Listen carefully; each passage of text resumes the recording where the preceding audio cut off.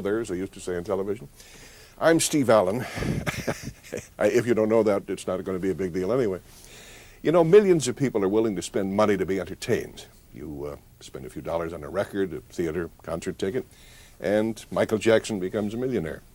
I think that's a nice arrangement for you as well as for Michael Jackson, and for me too. Of course, you also have some special talents, whatever the job. If you do it well, you make life better for yourself, your family, and your neighbors. With a free market, our income is dependent on how much training we might have had, how well we do our job, and the scarcity of what we have to offer. Lucky for me, there weren't too many other Steve Allens around. But equal opportunity, that's the American dream. And that's a market economy, as Milton Friedman explained earlier in the series. Over the years, I've asked Milton for advice and understanding a number of aspects of economics and politics.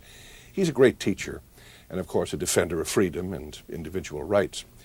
On the other hand, there are people who think Michael Jackson and others who earn astronomical incomes should be prevented from doing so.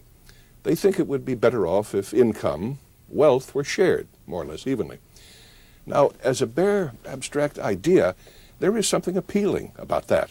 Michael obviously doesn't need to earn 50 or 100 million a year, and there are certainly those who have practically no money at all. So, as I say, there have been philosophers over the centuries who have tried to diminish poverty by limiting the income at the top end of the scale. But the problem with that admittedly charming idea is that it has never worked. The Pilgrims tried a form of socialism over 300 years ago. Unfortunately for their fair-minded plans, they prospered only after they were allowed to keep for themselves all the food they grew and to use it or sell it as they saw fit. Now, to turn back the clock to the early days of the communist revolution in Russia, the basic aim, again, was to share the wealth. But, again, it didn't work. It had to be enforced with harsh laws, machine guns, and barbed wire. And in terms of pure economics, it was a failure. The end result was near poverty for all. So what humankind has been so long struggling to achieve is a fair system that will permit those with special gifts or abilities to accumulate a good deal of money without, at the same time, turning a blind eye to the sufferings of the poor. Now, no system can work if there isn't an accumulation of wealth. It just happens that the free market system is better in that regard than the alternatives. And in the ongoing debate on this issue, it's by no means necessary to argue that the free market system is perfect. It isn't. It's simply better than the other alternatives because it's the system that provides us many more choices, certainly much more freedom, and continued prosperity. Human and political freedom has never existed and cannot exist without a large measure of economic freedom. Freedom is making choices. What's best for me? What do I want to do? We all want to be free to choose. No government official is telling these people what to do. Parental control, parents choosing the teacher, parents monitoring the schooling. Free to live your own life, pursue your own goals, chase your own rainbow, without the government breathing down on your neck or standing on your shoes. Most of us would choose prosperity if we could, but what's the best road to that goal? Free trade set off a process that revolutionized Japan and the lives of its people. The Pilgrims tried a form of socialism over 300 years ago. Unfortunately for their fair-minded plans, they prospered only after they were allowed to keep for themselves all the food they grew. Who says economic institutions don't matter? We may dream of a perfect world, but we all know that's not possible. Hong Kong is very far from utopia. Life is unfair. There's nothing fair about one man being born blind and another man being born with sight. I do not know any exception to the proposition that if you compare like with like, the freer the system, the better off the ordinary poor people have been. Dr. Friedman has spent a lifetime studying freedom and prosperity. To him, the lessons of history are clear.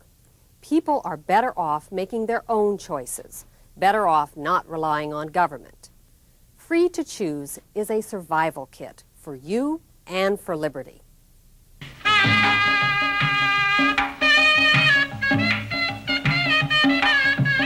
From Victorian novelists to modern reformers, a favorite device to stir our emotions is to contrast extremes of wealth and of poverty.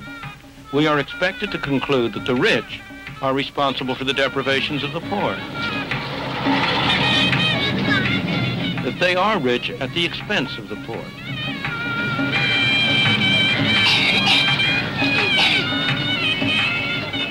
Whether it is in the slums of New Delhi or in the affluence of Las Vegas, it simply isn't fair that there should be any losers.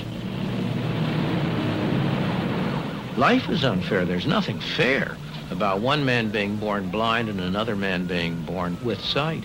There's nothing fair about one man being born of a wealthy parent and one of an impecunious parent. There's nothing fair about Muhammad Ali having been born with a skill that enables him to make millions of dollars one night. There's nothing fair about Marlene Dietrich having great legs that we all want to watch. There's nothing fair about any of that.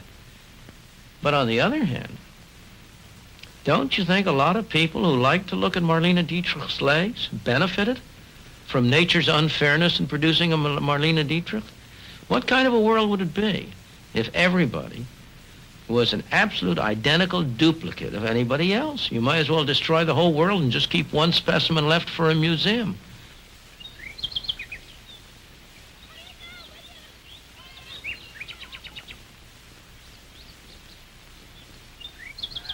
This beautiful estate, its manicured lawns, its trees, its shrubs, was built by men and women who were taken by force in Africa and sold as slaves in America. These kitchen gardens were planted and tended by them to furnish food for themselves and their master, Thomas Jefferson, the Squire of Monticello. It was Jefferson who wrote these words: "We hold these truths to be self-evident, that all men are created equal, that they are endowed by their Creator with certain unalienable rights, that among these are life, liberty, and the pursuit of happiness." These words, penned by Thomas Jefferson at the age of 33 when he wrote the Declaration of Independence, have served to define a basic ideal of the United States throughout its history. Much of our history has revolved about the definition and redefinition of the concept of equality, about the attempt to translate it into practice. What did Thomas Jefferson mean by the words, "all men are created equal"? He surely did not mean that they were equal and or identical in what they could do or in what they believed. After all, he was himself a most remarkable person.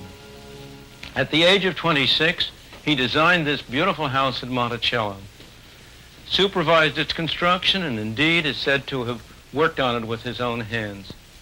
He was an inventor, a scholar, an author, a statesman, governor of Virginia, president of the United States, minister to France.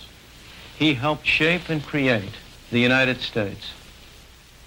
What he meant by the words equal can be seen in the phrase endowed by their Creator. To Thomas Jefferson, all men are equal in the eyes of God. They all must be treated as individuals who have each separately a right to life, liberty, and the pursuit of happiness. Of course, practice did not conform to the ideals in Jefferson's life or in ours as a nation. He agonized repeatedly during his lifetime about the conflict between the institution of slavery and the fine words of the Declaration. Yet, during his whole life, he was a slave owner.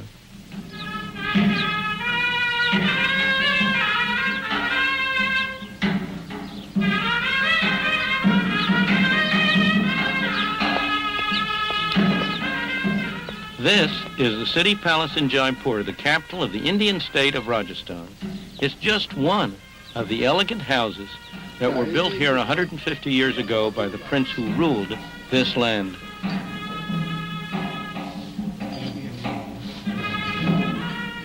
There are no more princes, no more Maharajas in India today. All titles were swept away by the government of India in its quest for equality.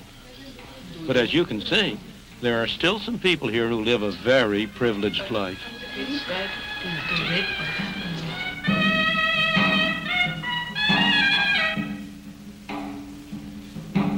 The descendants of the Maharaja financed this kind of life partly by using other palaces as hotels for tourists.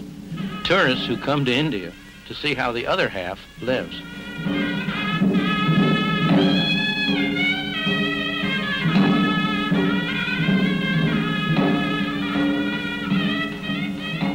This side of India, the exotic, glamorous side, is still very real.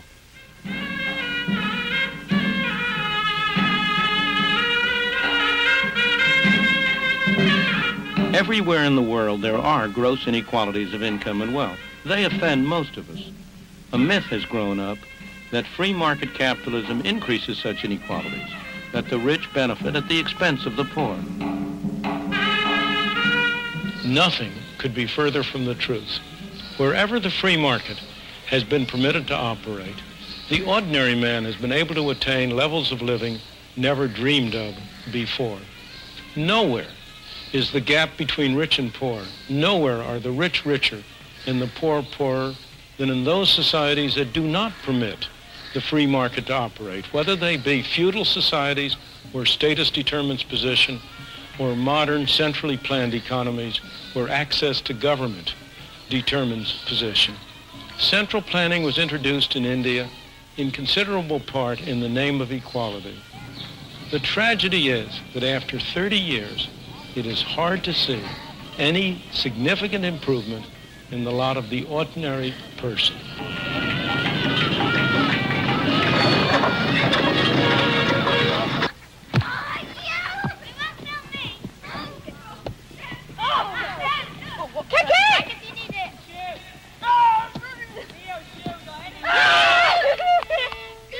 The Yehudi Menuhin School in the south of England is also a place of privilege. Musically talented children from all over the world compete for a chance to come here to study.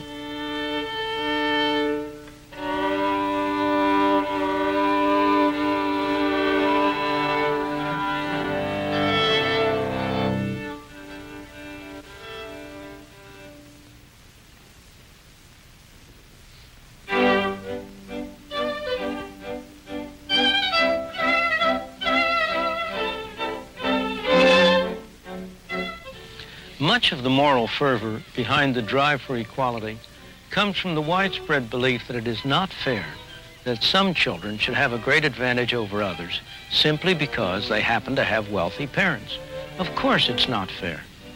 But is there any distinction between the inheritance of property and the inheritance of what at first sight looks very different?